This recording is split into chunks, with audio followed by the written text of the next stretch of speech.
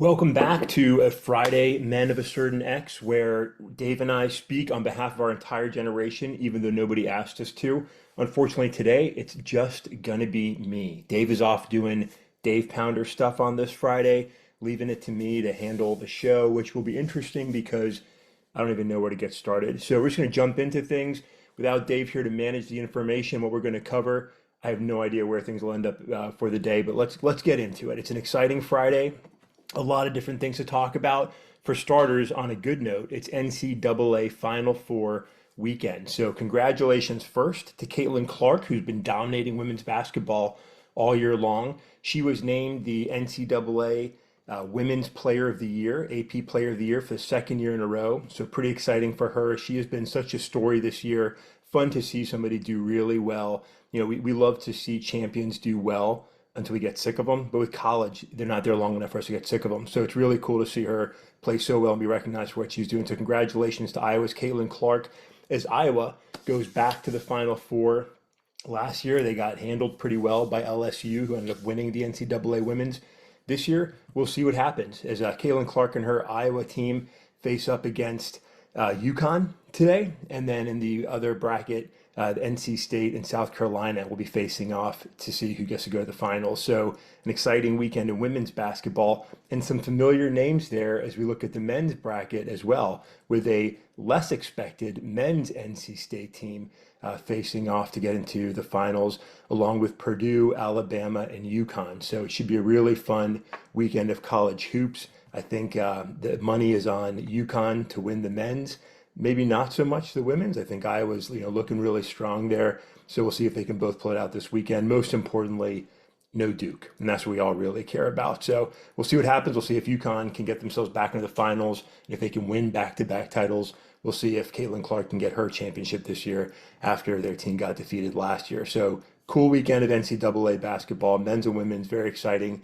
But let's jump into the regular news and talk about some of the interesting things that have happened just since Wednesday. And while Dave and I groan and moan about all the stuff national politics wise we've got to talk about, let's just touch some of the interesting things that have happened that make us want to vomit. But to start, maybe not unexpectedly, after months and months of dithering around, trying to figure out what to do, talking to 30 prospective candidates, the No Labels movement has decided they will not field a candidate in 2024. So, not completely unexpected after the unexpected, untimely passing of former Senator Joe Lieberman. May he rest in peace. Sad to see that happen the way it did. Things were difficult for them, and they were rejected literally by 30 candidates who just said, we're not going to do it. Most recently, who had been really interesting, is Chris Christie, who just said there's no path to victory here. And I think people are falling into the usual place they fall in saying that, hey, one, they don't want to leave their party and maybe, then never be able to run in that party again, with support.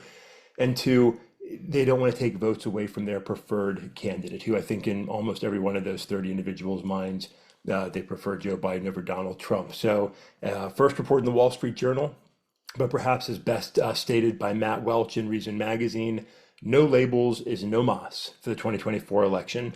Matt covers that story there.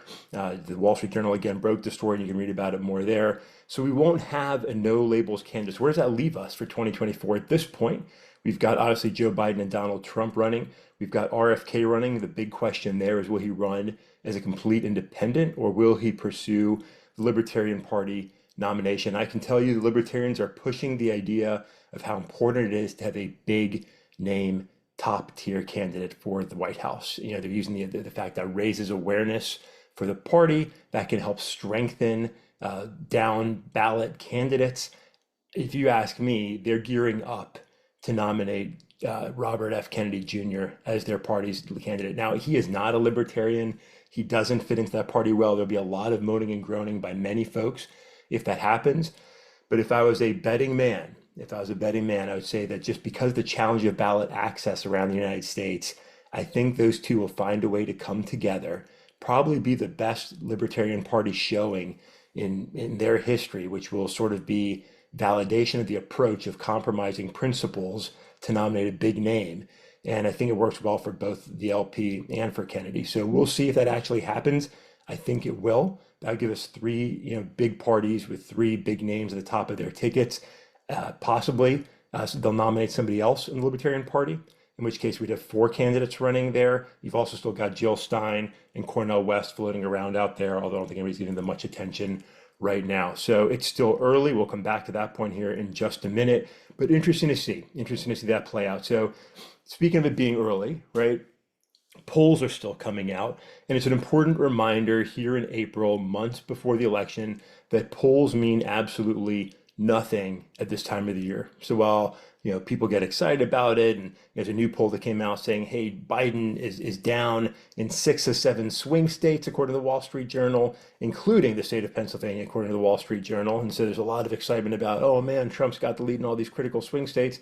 Another poll says, hey, Joe Biden is killing Trump in the suburbs, and he's killing Trump by 7 points in Pennsylvania. So polls are all over the place. Polls mean nothing. There's not even any point in paying attention to them at this point because nobody cares. And as Catherine Mangu Ward, also writing in Reason, recently addressed, most people still prefer none of the above, right? So at this time of the year, the polls are meaningless. Most Americans don't want either candidate at the top of the ticket or in the White House. It's just a mess of things. So you got to see where all these different candidates line up, what other options might there be for Americans. There's still a whole lot that's going to happen over the next few months for both Mr. Trump and Mr. Biden, and probably for RFK with the attention he's getting now. So we'll see. But we'll see where that goes. But interestingly, I thought something that interesting. This is being floated around in some corners. I don't think it'll happen for a number of reasons.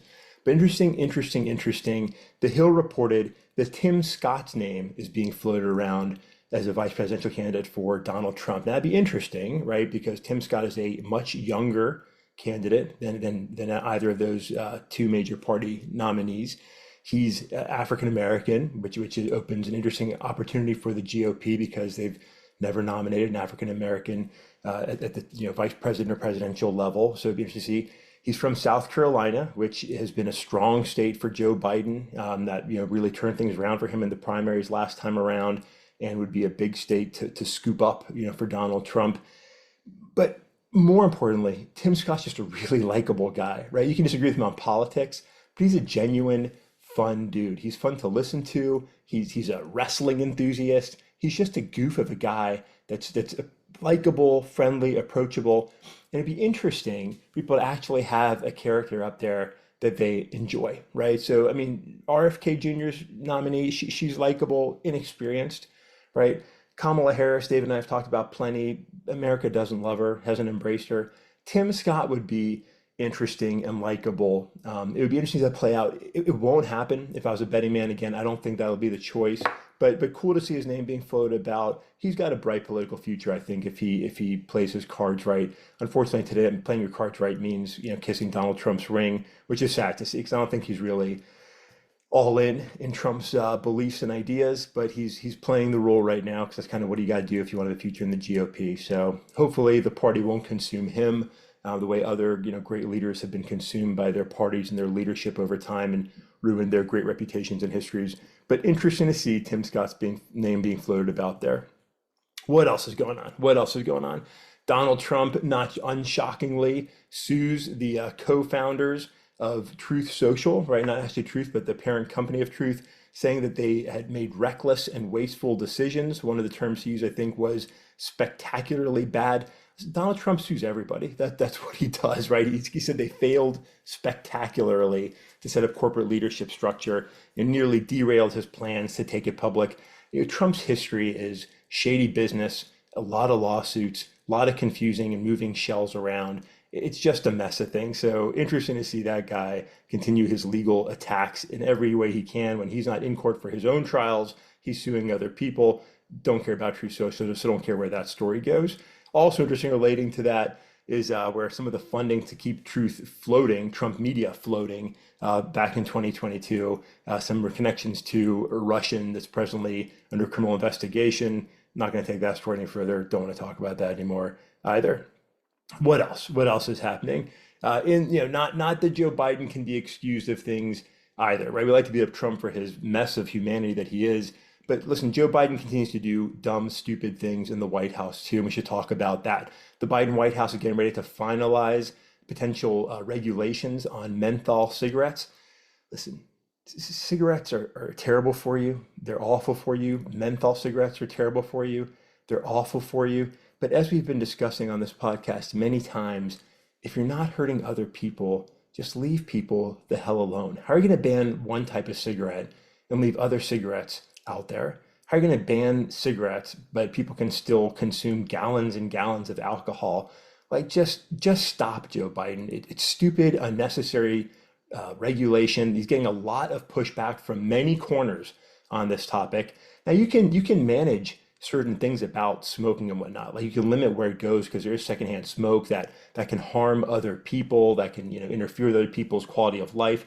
But you can't stop them from smoking. It's a stupid idea to try and further regulate menthol cigarette purchases or any other cigarette purchases. As we talked about, I think on Wednesday's podcast, you cannot like something on moral grounds, on health grounds, on whatever grounds, but if you're not hurting other people, then just leave people alone to do what they want to do. It goes back to what I've called Gillespie's first maxim: I believe in choice in everything. And we want to keep that choice available for people, whether it comes to killing themselves with cigarettes or alcohol or dope or whatever else they want to do, as long as they're not causing harm to other people. So, while Donald Trump continues to fail as a human, Joe Biden continues to fail with stupid things in the White House. However,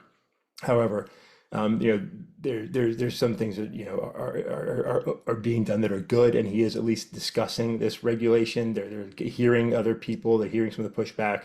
So they're slow dragging because I think they recognize that it's a losing issue, it's a terrible issue. What else is happening in big politics? Marjorie Taylor Greene, who I hate to talk about, she is an incredible cartoon character and has my mind wondering if there's not some personal issue, discussion, comment that took place between her and Speaker Johnson. In some of her most recent remarks, Ms. Greene referred to Speaker Johnson as being comparable to Nancy Pelosi and essentially being a Democrat.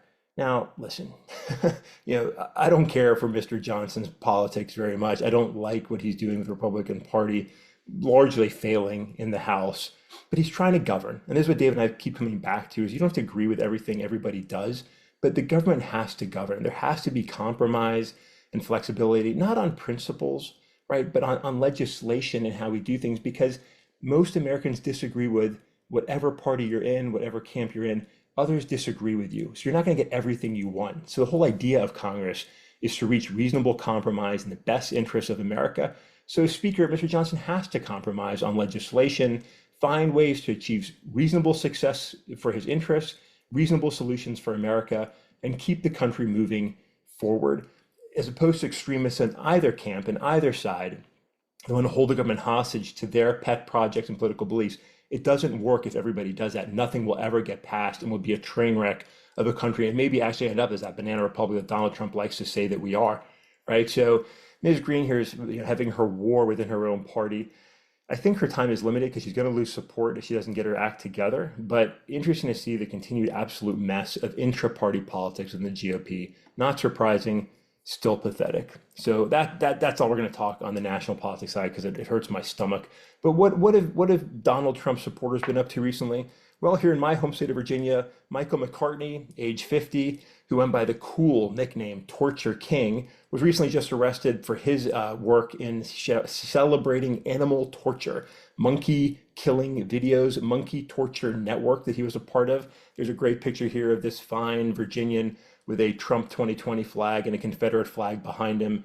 Great to see. Way to go, Mr. McCartney. Way to go. Awesome Trump supporter. What are other Trump supporters up to right now? Well, you've got one, a U.S. Navy veteran, former Navy personnel, ramming his car into FBI headquarters. Apparently, he was a QAnon enthusiast, a big Trump supporter, went a little bit sideways in some of his beliefs, decided to go and try and invade the FBI in Atlanta. So, hey, I'm not making a comment on all Trump supporters. There's a lot of fine Americans who support Mr. Trump, but certainly there are some that are doing some pretty weird stuff. Not to say there aren't the same exact weird types of characters on all sides, just pointing these two out because they were in the news this week. What else? What else? In interesting news, good news maybe, some would object. NATO has just turned 75 years old.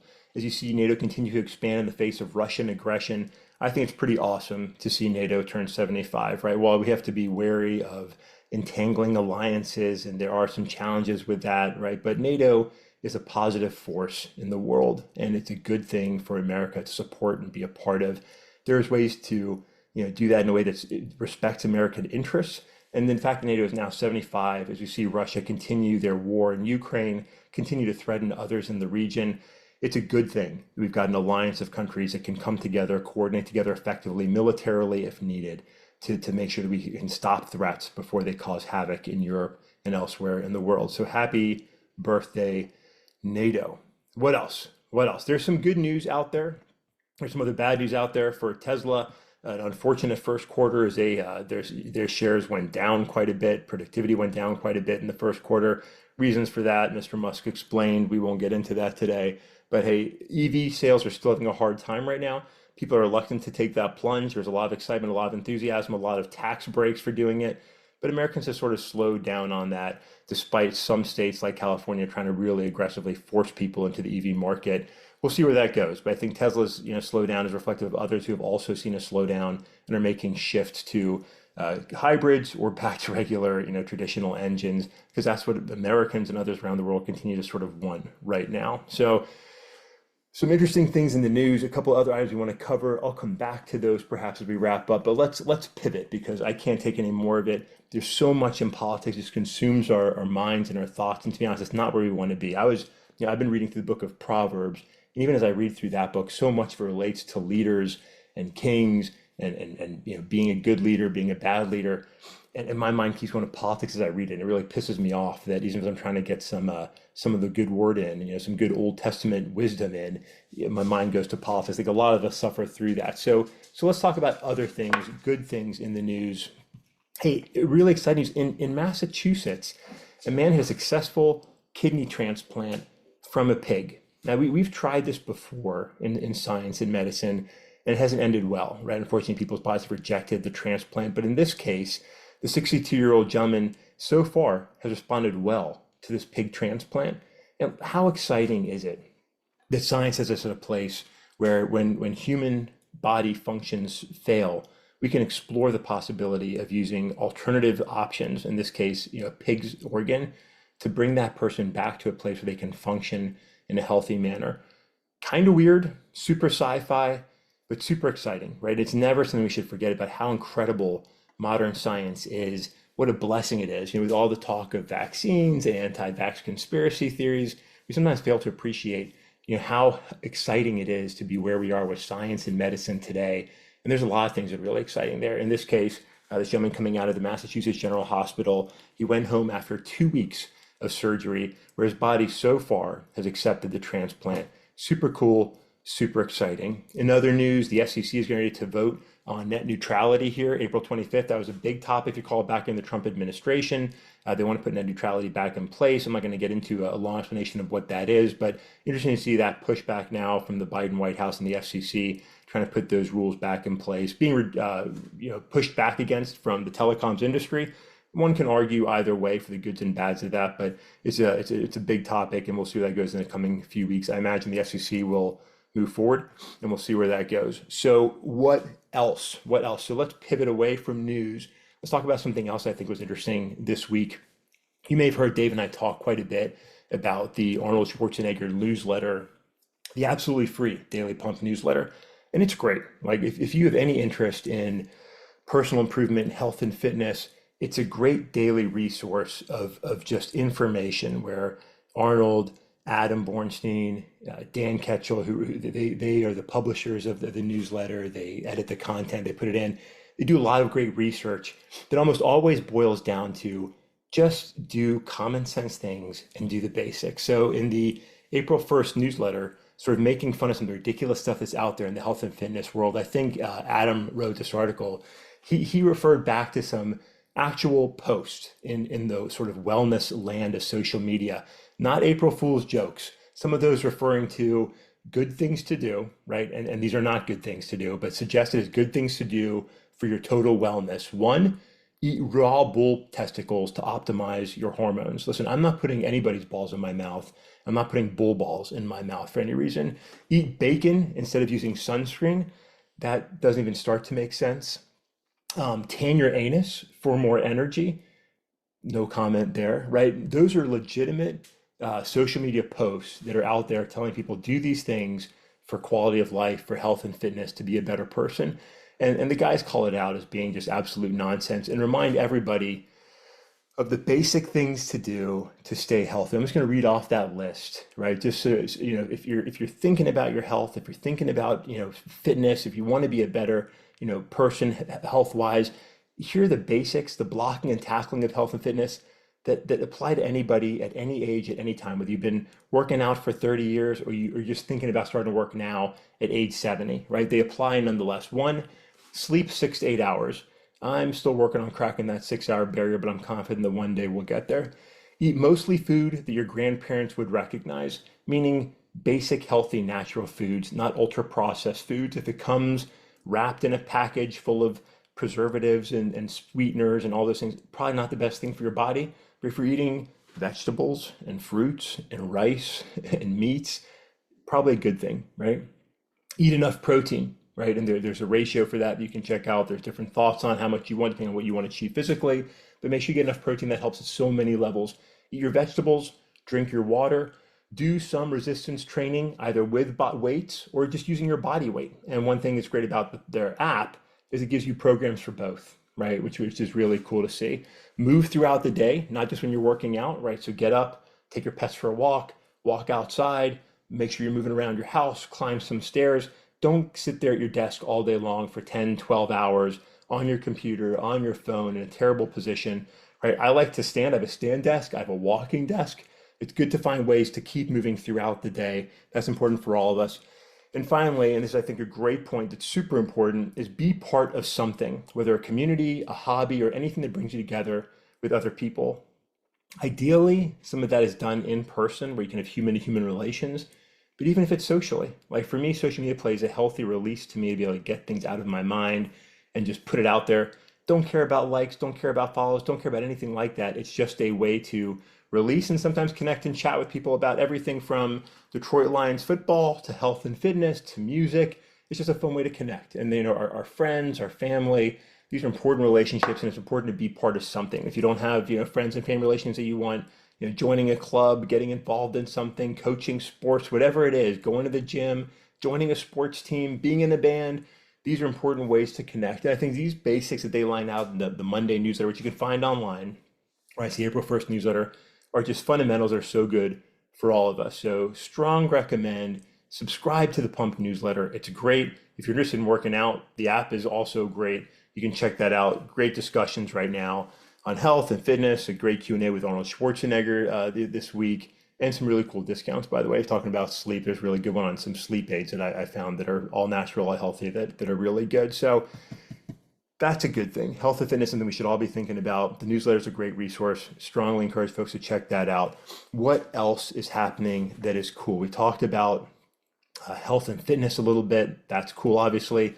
Something to look forward to here. We're just a few weeks away from the NFL draft taking place in Detroit, home of the Honolulu Blue Detroit Lions, starting on Thursday, April 25th. We're just 20 days away from the draft. That's going to be awesome. I'm excited to see what the Lions do. But even perhaps more exciting, one of the coolest movie characters, or I should say comic book characters of all time, one of my personal favorites, an underappreciated character in comic lore, the Silver Surfer, who I've been waiting and waiting for Marvel to bring to the big screen, is finally coming to the big screen. Fantastic Four, which is coming out in July of next year, that's when it's scheduled for, July of 2025, is going to include the Silver Surfer, the Herald flying through space. He's always been a part of the Fantastic Four universe. There have been Silver Surfer comics on their own.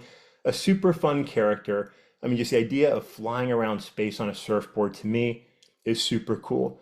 Interestingly, Marvel decided to cast it as a female surfer, which isn't unprecedented in comic lore, but it was a small part of the Silver Surfer storyline for sure. He's traditionally always been the male surfer, but there was a storyline that a female Silver Surfer, and Marvel decided to have this character in the new movie played as a female, and Julia Garner, who is known for her work in Ozark, where she played a young, snarky, mischievous character, and in the Netflix series, I believe it was, Inventing Anna, where she also plays sort of a mischievous character, is going to be playing the Silver Surfer. I have no idea how that's going to go. I think she's a fantastic actress. I think she's very talented. And if she brings that sort of chip on your shoulder character to the surfer, that could be really, really cool. So if you're a fan of comics, if you're a fan of the Silver Surfer, I know the Fantastic Four are probably America's least liked superhero team because they're kind of dorks, but they're really cool.